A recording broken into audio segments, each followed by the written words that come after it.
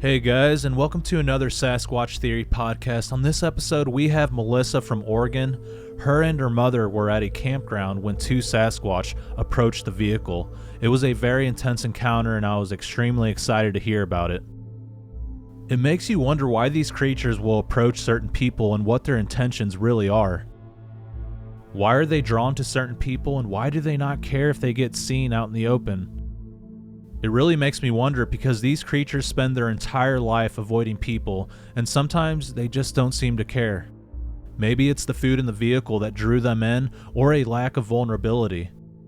If you have a Bigfoot encounter that you would like to share with me here on the channel, please contact me at sasquatchtheory@outlook.com. And if you guys can, like the podcast, comment down below, and subscribe to the channel. Alright guys, with all that being said, let's dive straight into Melissa's Bigfoot encounters from the state of Oregon.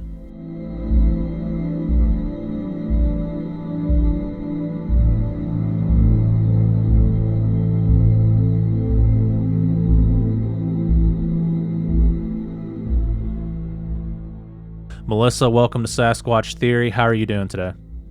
I'm great. Nice to be here. Yeah, absolutely. It's a pleasure to have you on the show. Melissa, if you would, tell me a little bit about yourself, where you're from, and your Bigfoot encounters and experiences from the very beginning, please.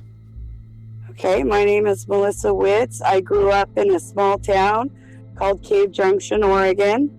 It's on the California border, heading towards the Redwoods. It's beautiful. It's remote. I've spent my whole life here, just about, and I love it. I tend to love to hike and fish, and I spend most of my time out in the woods. So this is my land. This is my love.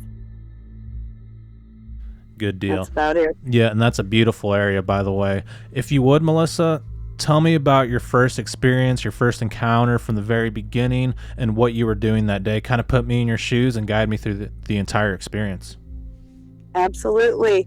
I was going up to stay out at Grayback Campground up by the Oregon Caves. It's one of the places I love that I have spent lots of time. I learned to swim there. And I was enjoying my stay.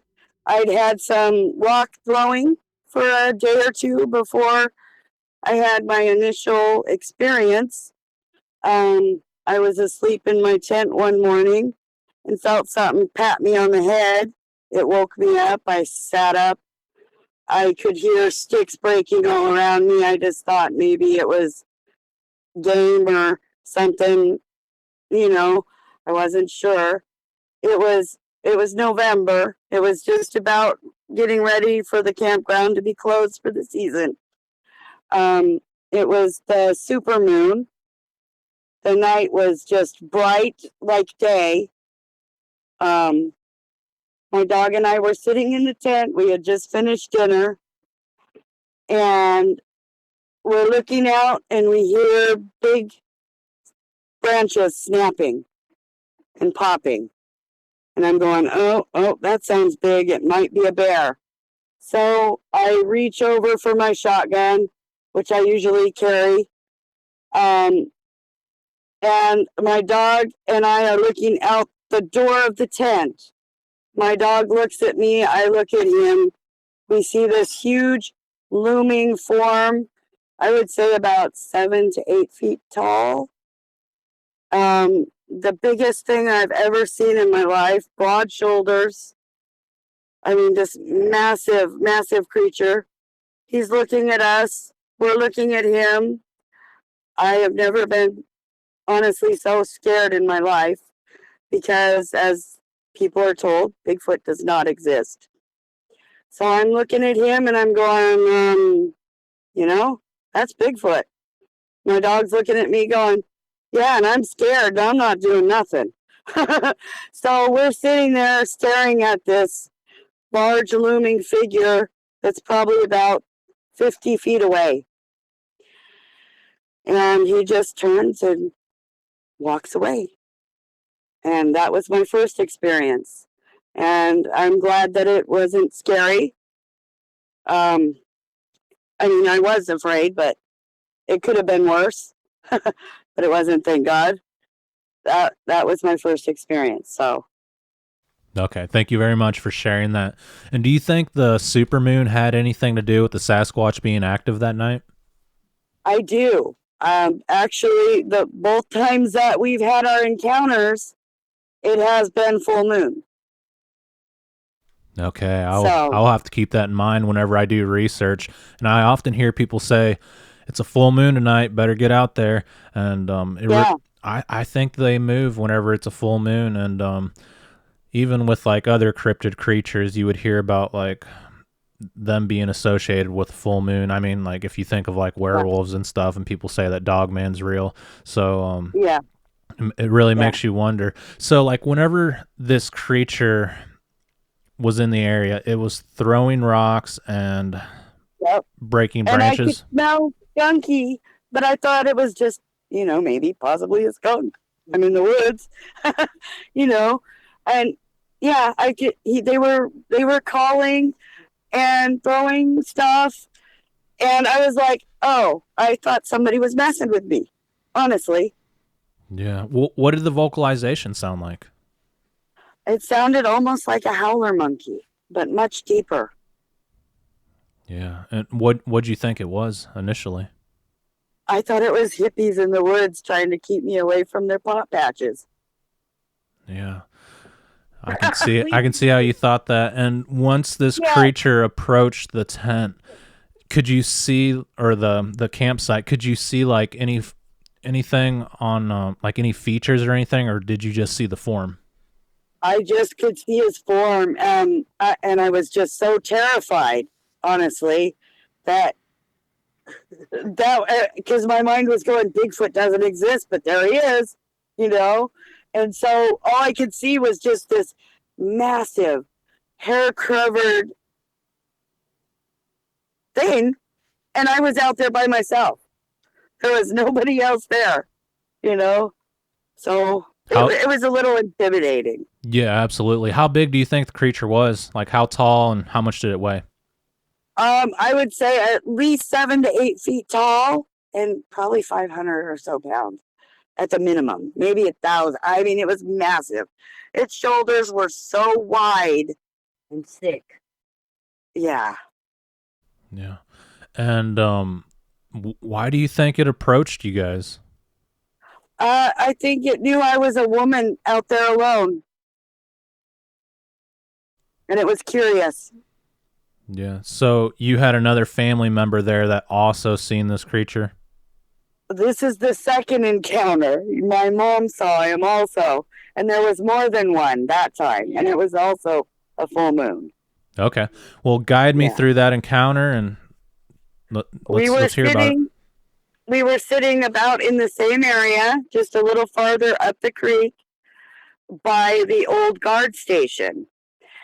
And we were sitting there. We're going to stay the night. It was a few nights before Christmas. It was beautiful. So we're like, we're going to go out and stay out in the woods. So we ventured out there, and there had been workers out working earlier on the phone lines that go up to the caves. And they had left, and it was dark, and I started to hear what I heard was grunts, honestly. And I'm like, oh, that's not the dogs, because I had dogs with me.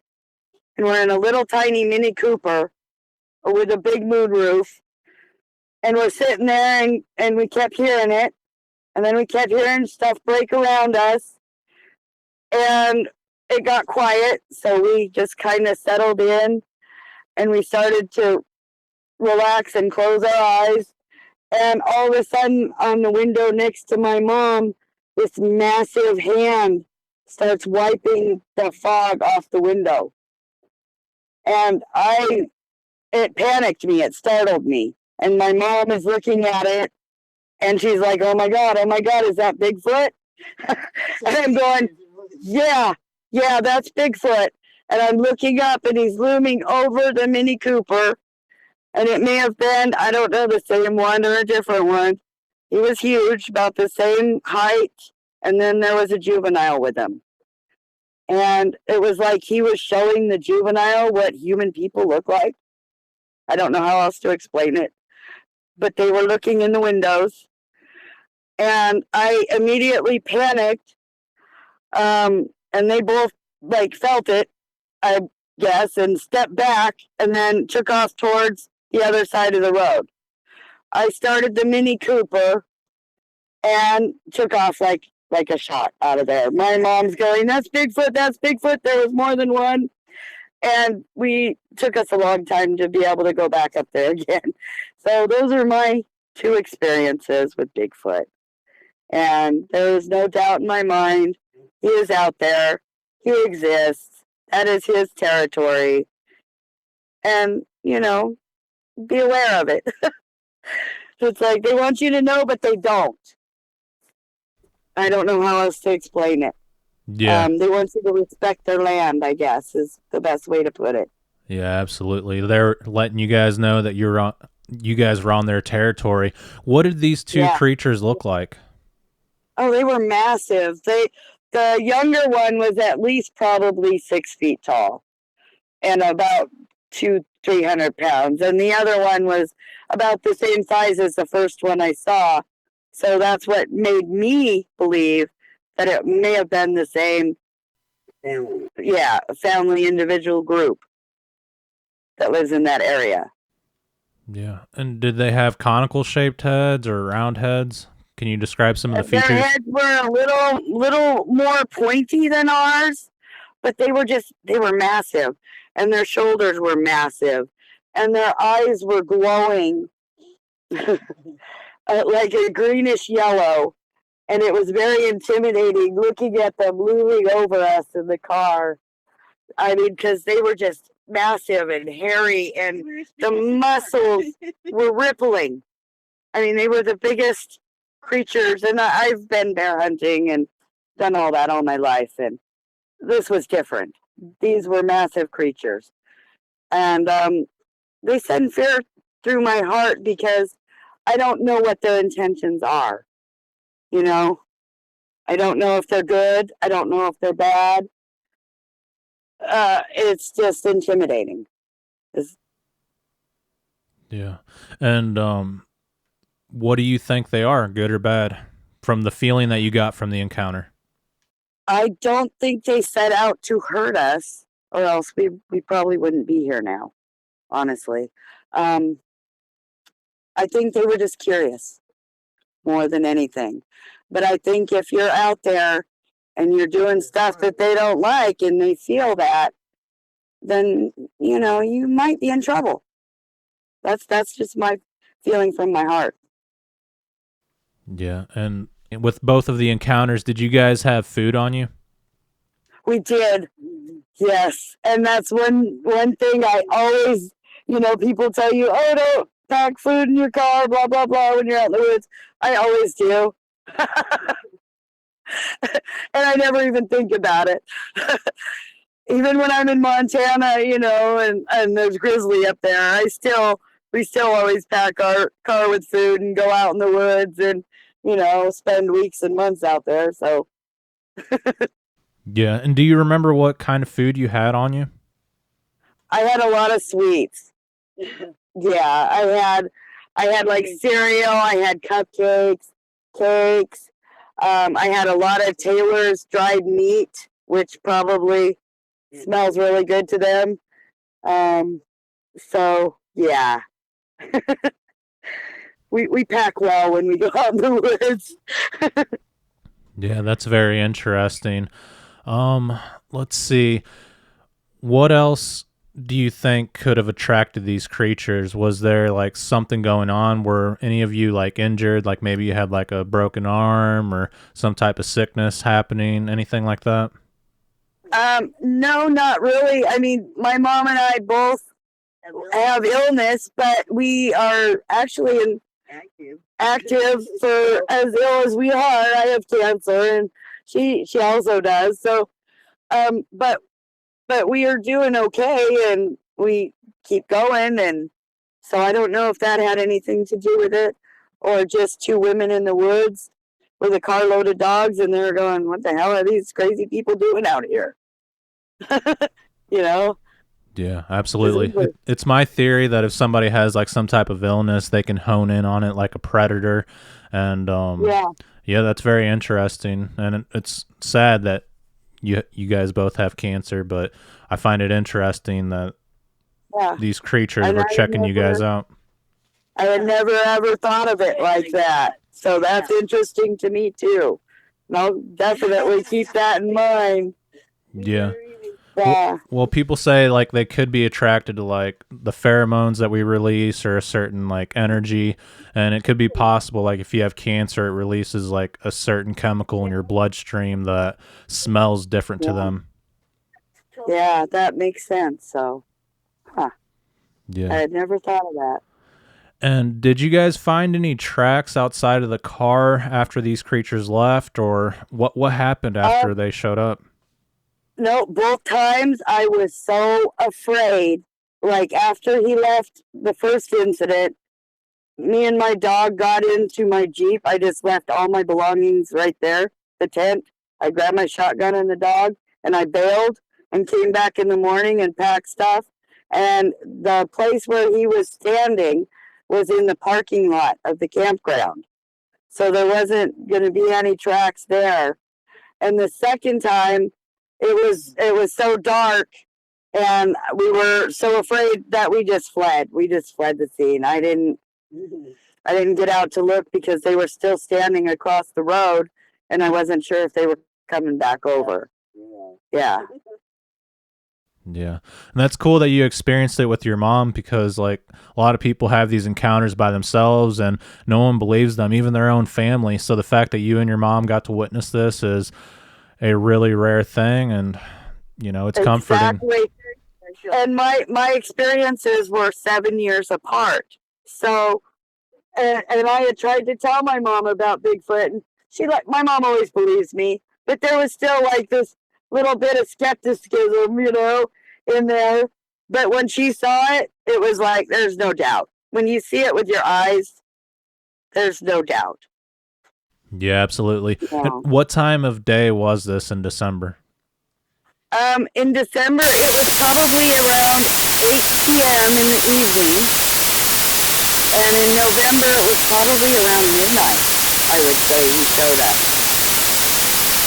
So after dark, these creatures are coming out and checking things out. Yep. Yeah. Okay. And like I said, I heard stuff during the day, but I never saw anything. The second encounter? The first encounter. Yeah. I would hear stuff, but I never saw anything. Until the rocks the day before, and then him showing up on the full moon. That was like, yeah. Yeah.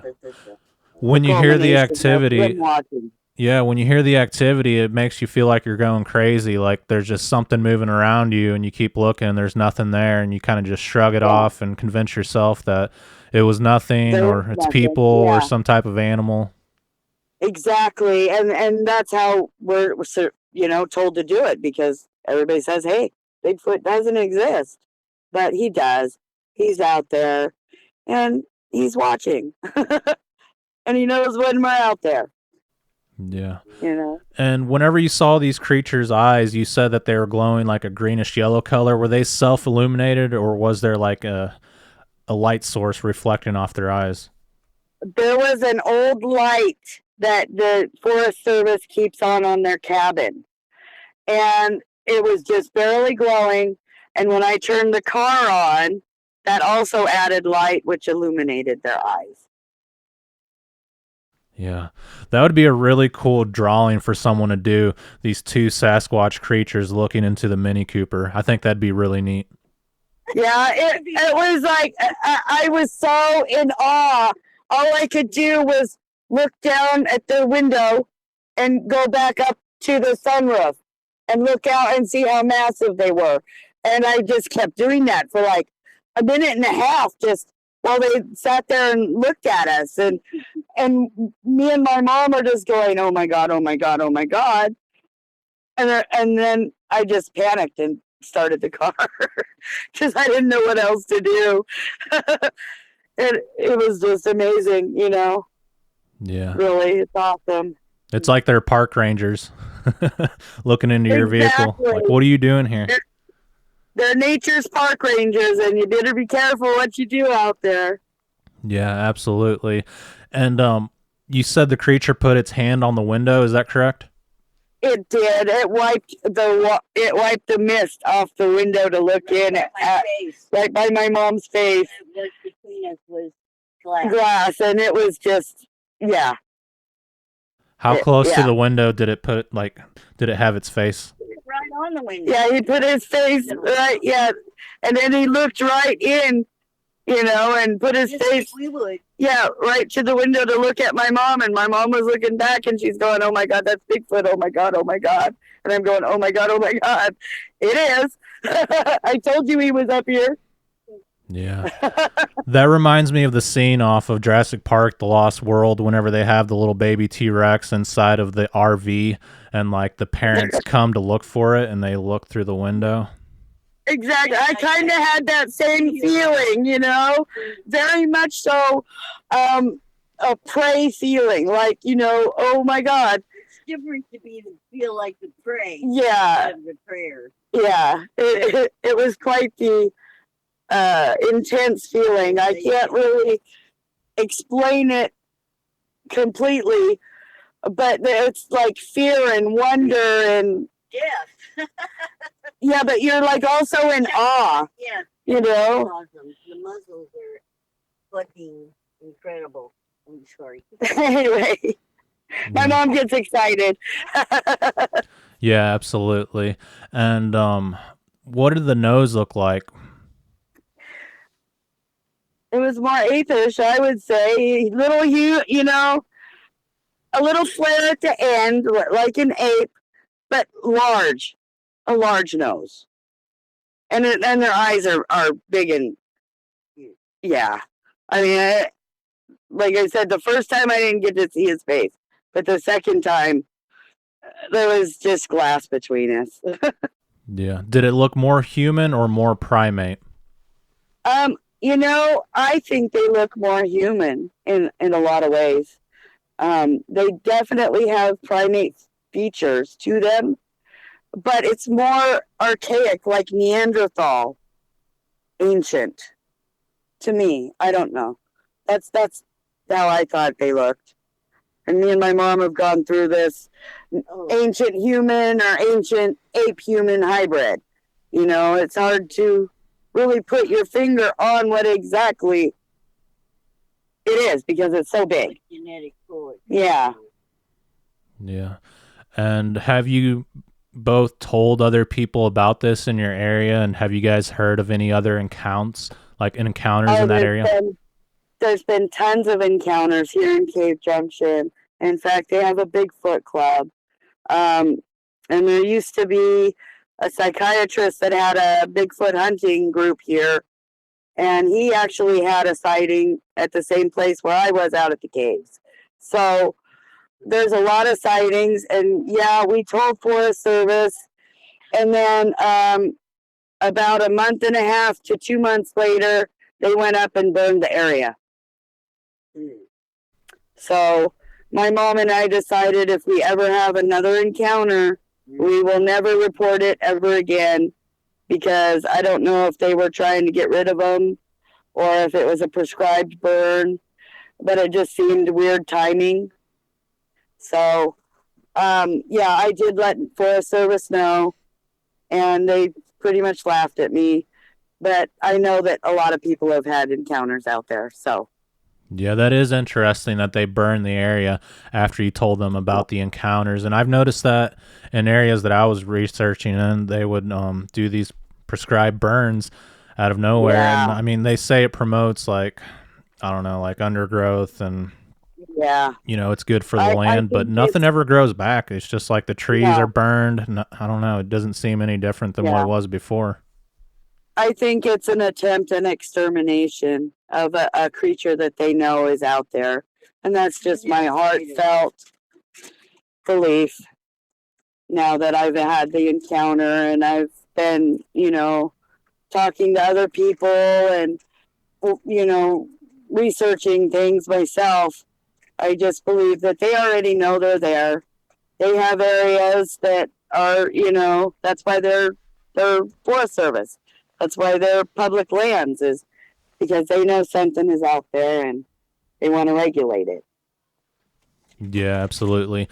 And have you both went camping again in that same area or a different area? Yep. I grew up here. This is my home. I grew up at the 7 mile marker right there up by the caves. So that's like my stomping grounds. I know every inch of those woods. Yeah, I'll never stop camping.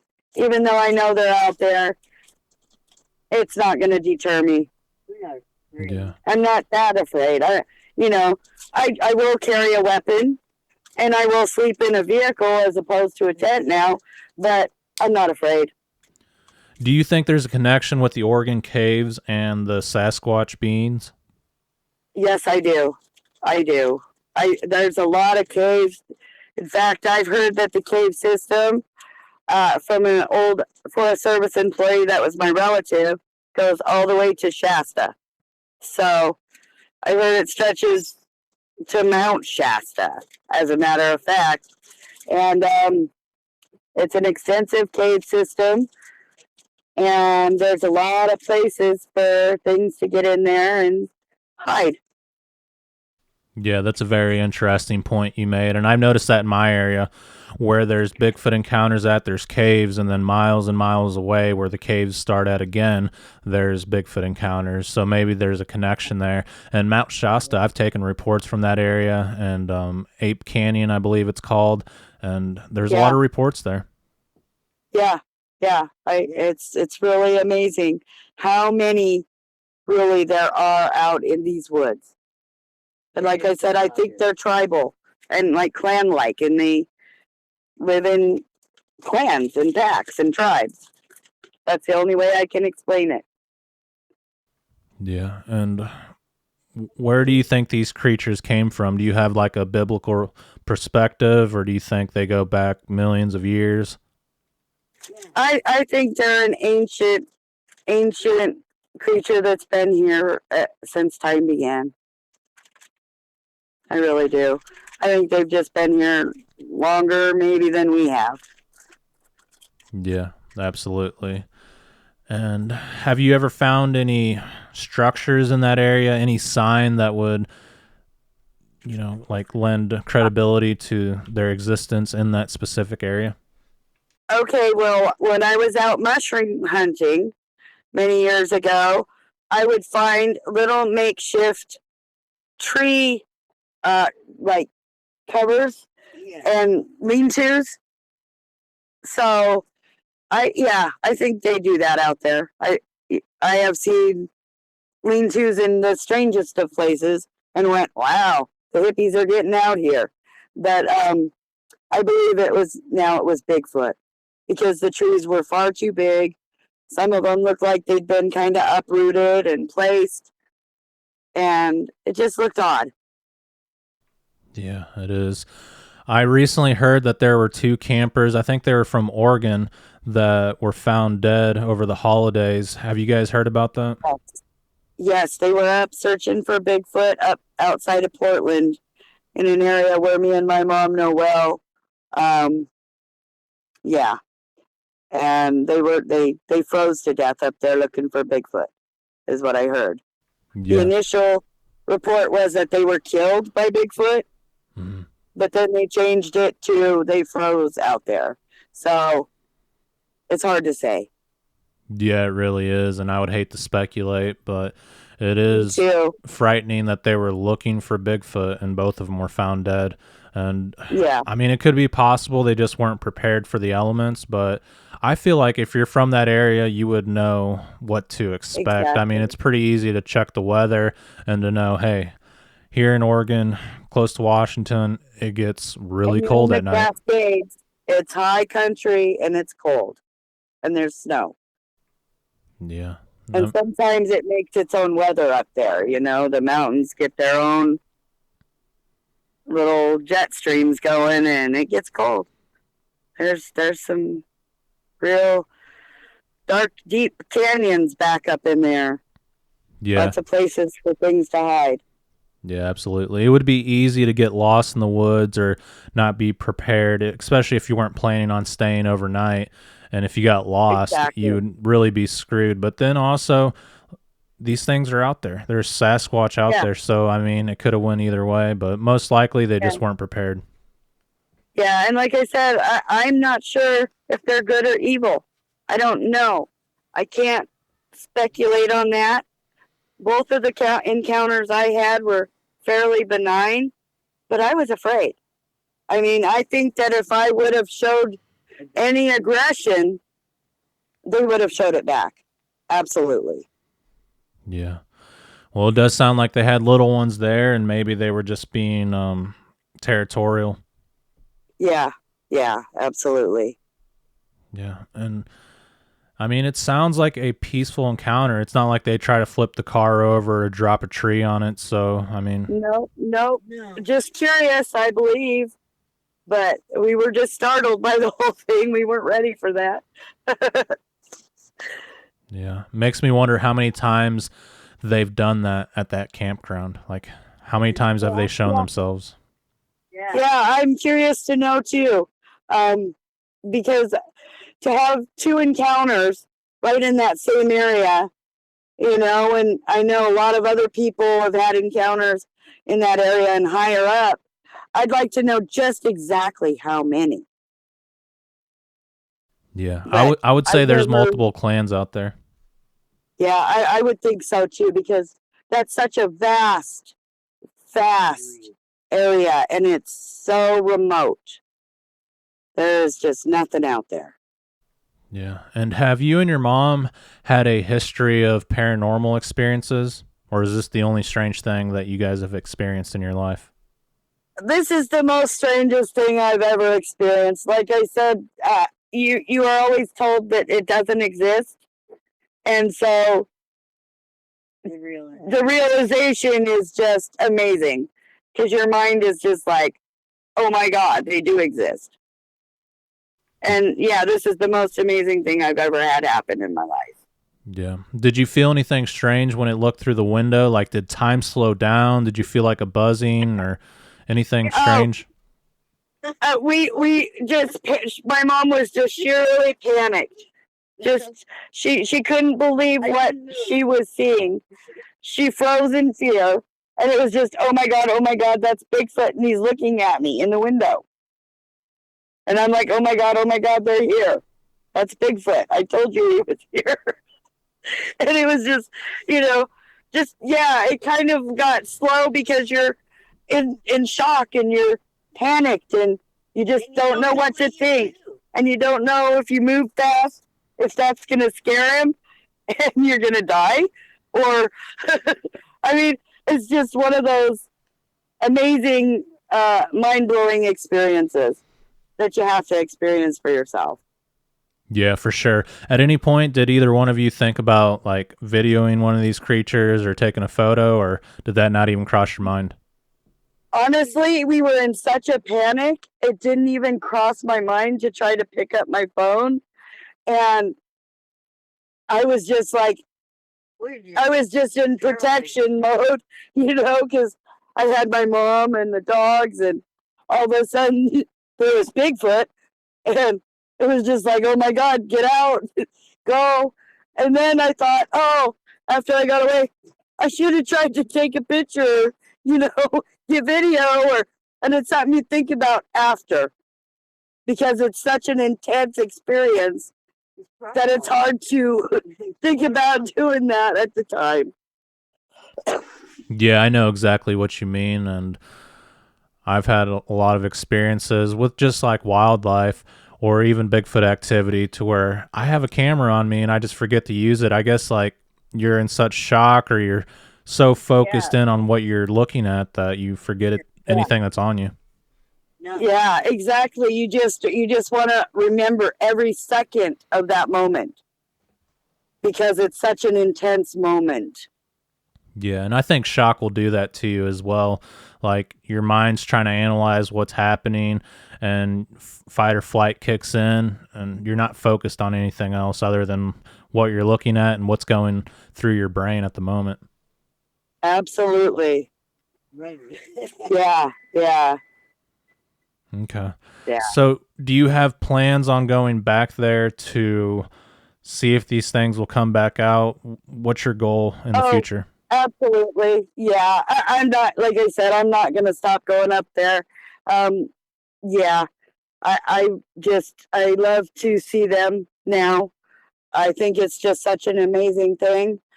Um, I'm going back and I'm going to camp out there and I'm staying out there. And this is my home and the woods are my home. And yeah, this is my life.